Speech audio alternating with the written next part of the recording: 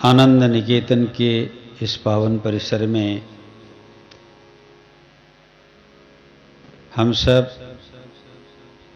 विगत 9 दिनों से भगवती के 9 रूपों की आराधना कर रहे थे। नवरात्र उपासना में हम सब मस्त थे। आज विजयादशमी है। विजयादशमी के इस पावन अवसर पर मैं यहाँ उपस्थित आप सबको और यहाँ जो उपस्थित नहीं हैं उन सबको भी साथ साथ समग्र विश्ववासियों को बहुत बहुत शुभकामनाएं एवं अभिनंदन करता हूँ। हम लोग यहाँ अब तक नवरात्रि की उपासना करते आ रहे हैं और आरंभ से कर रहे हैं। जब यहाँ कुछ नहीं था, एक कुड़िया थी, तब से। और बलांगीर में सबसे पहला मेरा नवरात्र हुआ था वहीं पत्थर चप्पा में, वो मैं अकेला किया था। तो यहाँ होते होते धीरे धीरे इसका विस्तार होता गया और धीरे धीरे विस्तार होगा इसका। विश्वात्म चेतना का विस्तार कोई रातों रात नहीं होता है। और हम जिस चेतना की बात कर रहे हैं, आजकल आप अगर थोड़ा सा भी ध्यान देंगे तो सारे महापुरुष एक ही बात कर रहे हैं। तो हम यहां ये जो विजयादशमी मना रहे हैं, विजयादशमी सब तो जानते हैं, राम को मारने के बाद भगवान ने ये उत्सव मनाया और भगवान ने रावण पर, श्री राम ने रावण पर विजय पाया भगवती की कृपा से। इसकी कहानी सबको मालूम है। लेकिन सांकेतिक रूप से एक चीज आप जानो कि हम ये जो नवरात्र उपासना करते हैं, इसके पीछे हमारे सनातन वैदिक धर्म में हमें संकेत क्या दिया है हमारे ऋषियों ने।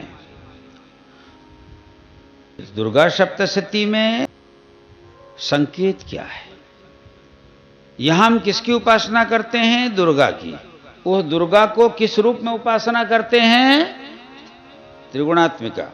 मंत्र क्या कहते हैं? ओम ऐं ह्रीं क्लीं महाकाली महालक्ष्मी महासरस्वती स्वरूपिण्यै। नहीं जी भरने, आपको मालूम है ना? बस इसी इतने ही समझ लो, पर्याप्त तो हो जाएगा। ओम ऐं ह्रीं क्लीं। ऐं है माया बीज, समझ गए? और ऐं सरस्वती का बीज मंत्र है। सरस्वती, महालक्ष्मी और महाकाली। ऐं महासरस्वती माया बीज, ह्रीं लज्जा बीज महालक्ष्मी का बीज मंत्र है और क्लीं काम बीज काली का बीज मंत्र है। ऐं महासरस्वती, ह्रीं महालक्ष्मी और क्लीं महाकाली। सृष्टि स्थिति विनाशानाम हेतुभूता सनातनी। एक ही शक्ति है, तो उसमें ऐं ह्रीं क्लीं ये तीन जो है, 3 गुण, त्रिगुणात्मिका 3 गुण के प्रतीक हैं। ऐं रजोगुण है, ह्रीं सतोगुण है और क्लीं तमोगुण है। इनमें 3 देवियों की हम पूजा करते हैं और ये तीनों देवी किसके किसके प्रतीक हैं? ऐं विद्या, ह्रीं ऐश्वर्य और क्लीं संहार, है ना? ये ऐं जन्म या सृष्टि, ह्रीं विकास एवं स्थिति और क्लीं विनाश अथवा संहार, ये तीन तत्व हैं। ऐं ह्रीं क्लीं में ऐं, ऐं के माध्यम से, सरस्वती जी के माध्यम से हम शास्त्र की पूजा करते हैं। इस बात को ध्यान देना। पहला है ऐं, शास्त्र की पूजा। दूसरा ह्रीं, लक्ष्मी ऐश्वर्य, ऐश्वर्य की पूजा। और तीसरा है क्लीं, शस्त्र की पूजा। विजयादशमी को शस्त्र की पूजा करते हैं लोग। महासरस्वती की उपासना हम बसंत पंचमी में करते हैं। बसंत पंचमी शास्त्र पूजा का दिवस है, सरस्वती पूजा का। और लक्ष्मी पूजा कब करते हैं? दीपावली को। और तीनों ही शक्तियां। ये हम उपासना, ये पूजा इसलिए करते हैं कि हमें शास्त्र का ज्ञान भी होना चाहिए, हमारे पास ऐश्वर्य माने संपदा भी होनी चाहिए, और हमारे पास शस्त्र का ज्ञान भी होना चाहिए। शस्त्र से आप आत्मरक्षा करते हैं, दुष्प्रवृत्तियों से, असुरों से, आसुरी शक्तियों से स्वयं की रक्षा करते हैं। शास्त्र से आप आत्मस्थिति को प्राप्त करते हैं विद्या के माध्यम से, और धन दौलत ऐश्वर्य के माध्यम से आप सांसारिक जीवन को सुखपूर्वक जीते हैं। ये तीनों ही व्यक्ति को चाहिए। शास्त्र माने विद्या भी चाहिए, धन भी चाहिए, और सामर्थ्य माने शक्ति भी चाहिए। ध्यान रहे, जिसके पास शास्त्र ज्ञान का अभाव होगा, लोचनाभ्याम विहीनस्य दर्पणः किम करिष्यति। जिसके पास शास्त्र का ज्ञान नहीं होगा, वह न औरों को जान सकता है और न ही अपने स्वरूप को जान सकता है। शास्त्र ज्ञान होना भी व्यक्ति को जरूरी है। धन नहीं होगा तो आपकी आवश्यकताएं अगर पूरी नहीं होंगी तो आप सत्कर्म नहीं कर सकते। धन के अभाव में अपनी आवश्यकताओं की पूर्ति के लिए फिर आप चोरी कर सकते हैं और कुछ कर सकते हैं। आवश्यकता पूरी करनी है तो उसके लिए अन्याय के मार्ग भी धारण कर सकते हैं। और शास्त्र का ज्ञान नहीं होगा तो आप न देश की रक्षा कर सकते हैं, न अपनी रक्षा कर सकते हैं, आत्मरक्षा भी नहीं कर सकते, अपने घर परिवार की भी रक्षा नहीं कर सकते, अपने राष्ट्र की भी रक्षा नहीं कर सकते, औरों की तो बात अलग है। हमारे ऋषि मुनियों ने कहा कि हमारे आर्यों को शस्त्र विद्या में भी और शास्त्र विद्या में भी निपुण होना चाहिए, और उसके साथ साथ कुरुवन्नेवेह कर्माणि, कर्म करते हुए संसार में 100 साल जीने की तमन्ना रखनी चाहिए। देखो, भारतीय वैदिक सामाजिक दर्शन, आध्यात्मिक दर्शन बहुत ही मजबूत है। तो मेरा ये कहने का मतलब है, हम भगवती से इतने दिनों तक जो उपासना करके उनसे प्रार्थना करते हैं, उसके पीछे उद्देश्य यही है कि हे मां, हमें आप समर्थ बनाओ। शक्ति की उपासना से हमें क्या मिलेगी? क्या मिलेगी? शक्ति मिलती है। उपासना माने पास में बैठना। आप गंदे नाले के पास बैठोगे तो क्या मिलेगा आपको? गंदगी। ऐसे ही किसी पवित्र स्थान में बैठोगे तो क्या मिलेगा? पवित्रता। तो ऐसे ही शक्ति के पास अगर बैठोगे तो क्या मिलेगा? शक्ति मिलेगी। और जिसके पास शक्ति नहीं होती है वो भक्ति भी नहीं कर सकता। भक्ति करने के लिए भी शक्ति चाहिए और भक्ति को पाने के लिए भी शक्ति चाहिए। राम को भी भक्ति रूपी सीता को जिसका अपहरण रावण ने कर लिया था, उन्हें वापस पाने के लिए शक्ति की आराधना करना पड़ा। बात समझ में आ रही है? तो जो शक्ति शून्य हो जाता है, निर्बल हो जाता है, नायम आत्मा बलहीनेन लभ्यो, कमजोर आदमी अध्यात्म मार्ग में भी नहीं जा सकता और कमजोर आदमी अधिभूत अर्थात संसार में भी नहीं जा सकता। ध्यान रहे, कमजोर आदमी सच्चा गृहस्थ भी, मेरी बात समझ रहे हो, और कमजोर आदमी सच्चा सन्यासी भी। अरे सन्यासियों को, बहुरूपियों को देख रहे हैं कि नहीं आजकल? बहुरूपीय सन्यासियों का तो बहुत सारे रूप दिखाई पड़ रहे हैं, है ना?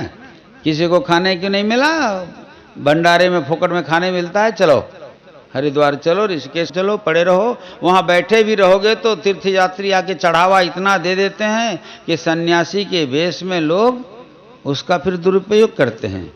अभी देखा है कि नहीं? अभी बहुत मुसलमानों को पकड़ रहे हैं, रोहिंग्या इत्यादि, वो सब वेश बदल बदल करके सन्यासी का रूप धारण कर ले रहे हैं और वो एकदम लंबा लंबा बोतल, बहुत दाम वाला पीऊचन, जिसको पीने का शौक है चले जाओ वहाँ, रूप बदल लो। शराब पी रहे हैं, मुर्गी खा रहे हैं, दुराचार कर रहे हैं और हमारे हिंदू भाई बहन कहते हैं कि ये बाबा जी लोग ऐसा कर रहे हैं। अरे मूर्खो, तुम लोग ऐसा साधु संतों को समझते हो, तुम गलत हो, तुम अपने पैरों पर कुल्हाड़ी मार रहे हो। ऐसे कर्म करने वाले कोई सनातनी हिंदू नहीं है, वो बदले हुए वेश में आते हैं। रावण आया कि नहीं? रावण वेश बदल कर आया और जानकी जी का अपहरण कर लिया। और देवराज इंद्र भी जब अहल्या का जब शील भंग किया तो किस रूप में आया था? ऋषि के रूप में, गौतम के रूप में। तो ऐसे छद्मवेशी लोग आजकल साधु का वेश धारण करके अनेक प्रकार का दुष्कर्म कर रहे हैं और बदनाम सच्चे साधु हो रहे हैं। आजकल कोई भी पाखंडी कुछ कर देता है तो ये मीडिया वाले उसको बाबा बाबा बोल के बाबाओं को बदनाम कर रहे हैं। न कोई वो बाबा हैं जो पाखंड कर रहे हैं और न कोई वो सन्यासी साधु हैं, वो सब पाखंडी हैं, मिथ्याचारी हैं, दुष्ट हैं, लेकिन उनका बोलबाला यहां अधिक है, अधिक है। पैसे के लिए वो कुछ भी कर लोगे। अभी देखा कि नहीं? अभी वो क्या आचार्य है, बड़ा भागवत का कथाकार है, वो बिग बॉस में चला गया है ना, अभी क्षमा मांगते फिर रहा है। ये समझते नहीं है कि ये कथाकार लोग अपने पेट पर्दे के लिए, अपने व्यवसाय को चलाने के लिए नाना रूप धारण कर रहे हैं। ये अपने आप को ऐसे सजा रहे हैं जैसे फिल्म के हीरो हैं। अनेक ऐसे लोग हैं और ये कुछ भी कर ले सकते हैं। कुछ समय पहले एक सन्यासी चले गए थे बिग बॉस में। ये लोग क्या हैं? सन्यासी हैं, बाबा हैं।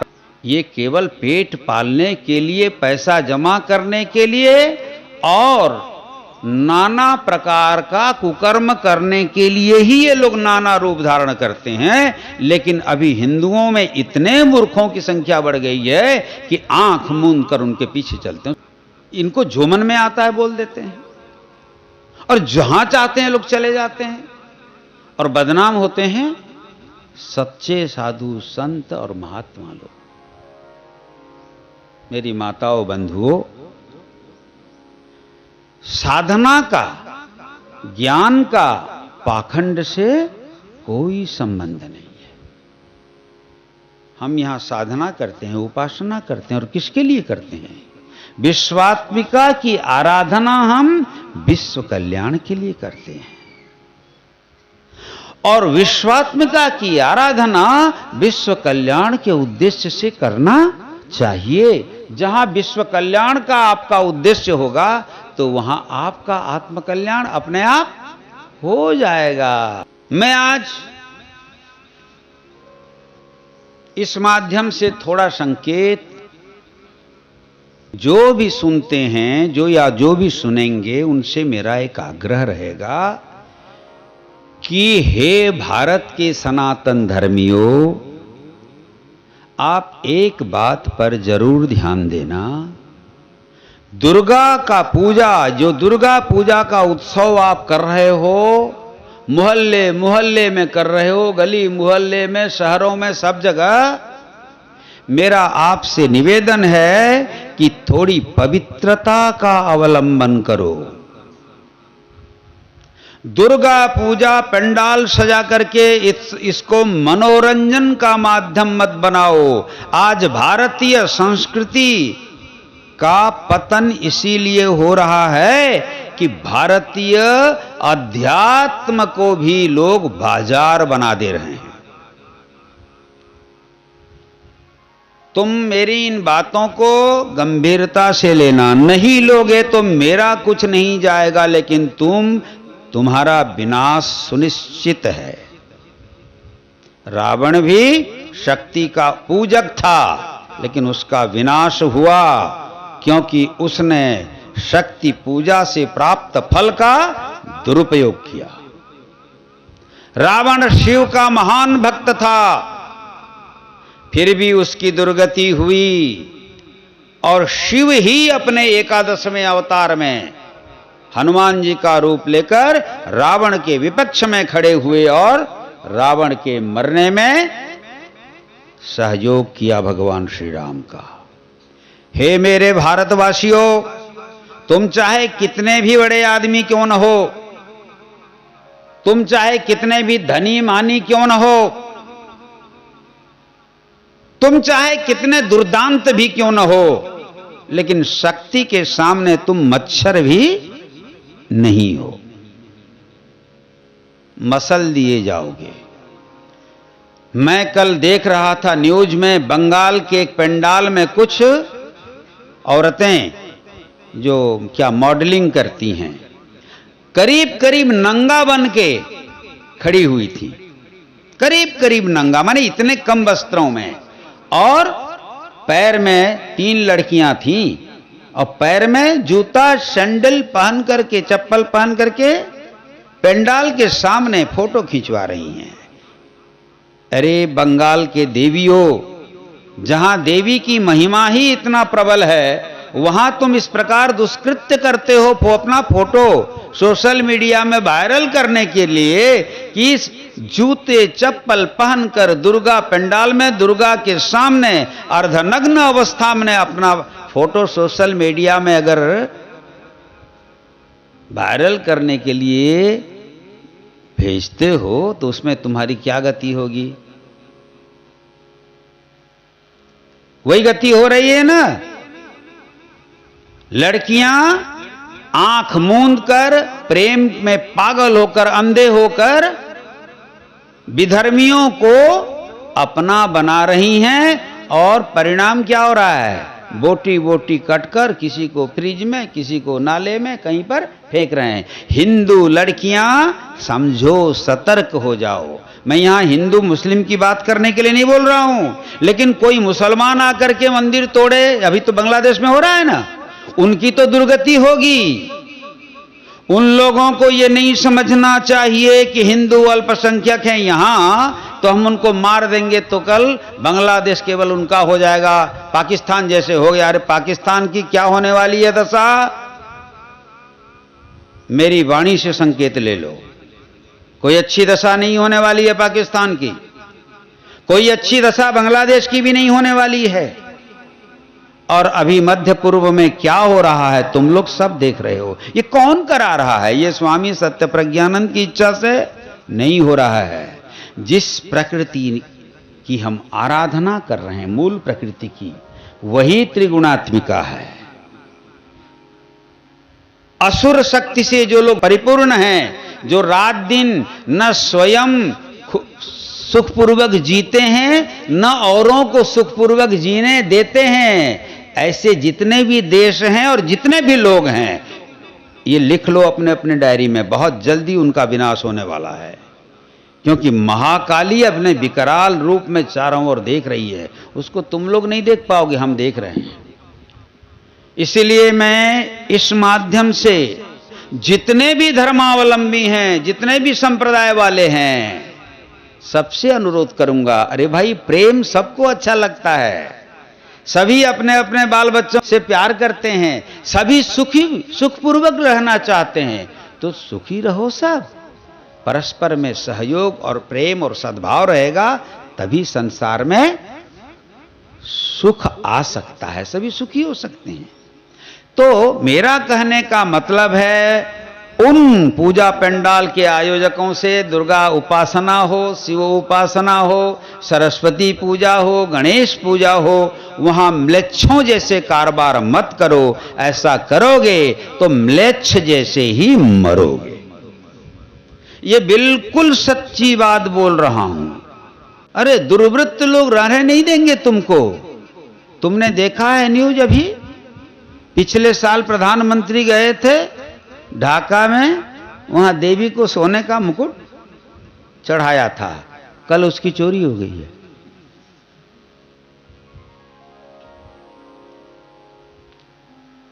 इसके पीछे बहुत सारे केवल राजनीतिक कारण नहीं हैं, बहुत सारे सांप्रदायिक कारण भी हैं।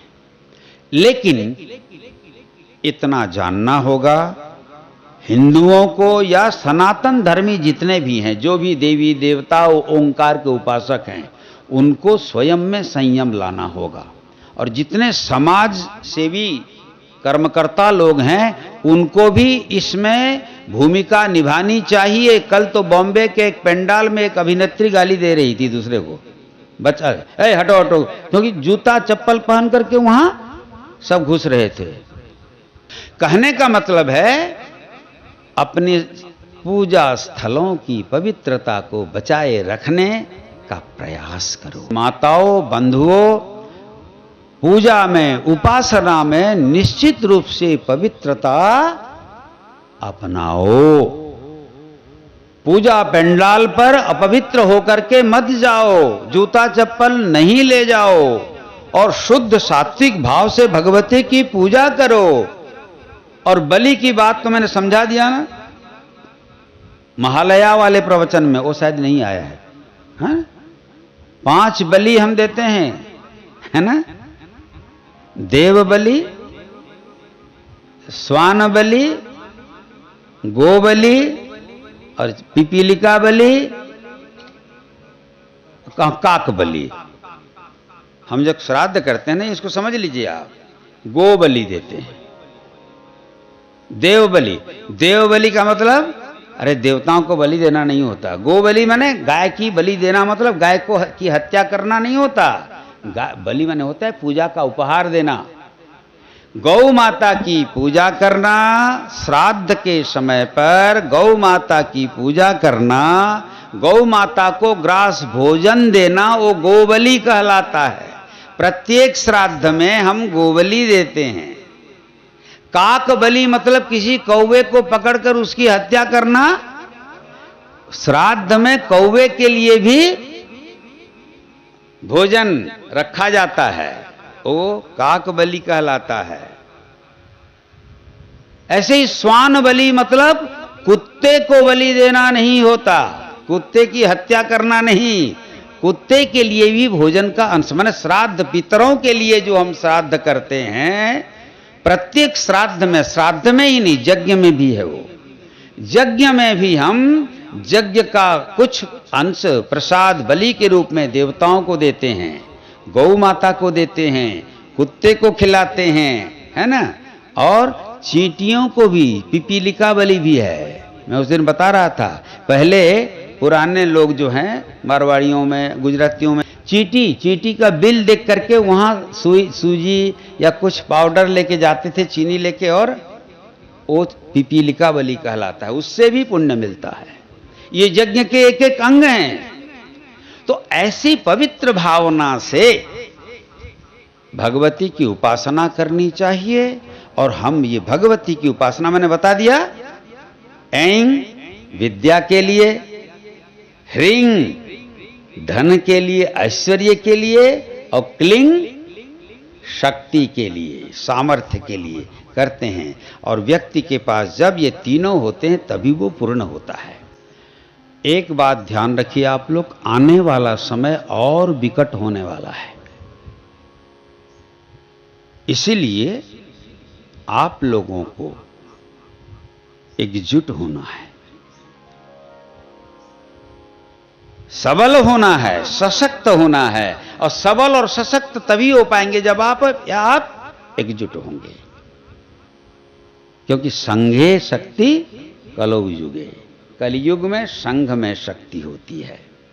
तो सनातन वैदिक धर्मावलंबियों के लिए मेरा यही आज का संदेश होगा कि हम जिस शक्ति की उपासना करते हैं, उस शक्ति की उपासना से हमें शक्ति तो मिलेगा और भक्ति भी मिलेगी और मुक्ति भी अंत में मिलती है। इसीलिए शक्ति, भक्ति और मुक्ति अगर इस रूप में देखें, हैं, तो ये तीनों देवताओं की हम पूजा कर रहे हैं, है ना। महाकाली, महालक्ष्मी, महासरस्वती। महासरस्वती से हमें महाविद्या की प्राप्ति होती है, महालक्ष्मी से हमें महानिधि की प्राप्ति होती है, और महाकाली से हमें महामुक्ति की, जीवन मुक्ति की प्राप्ति होती है। तो भगवती सब पर कृपा करें। मेरी बहुत बहुत शुभकामना, बहुत बहुत आशीर्वाद। हरि ओम तत्सत, हरि ओम तत्सत, हरि ओम।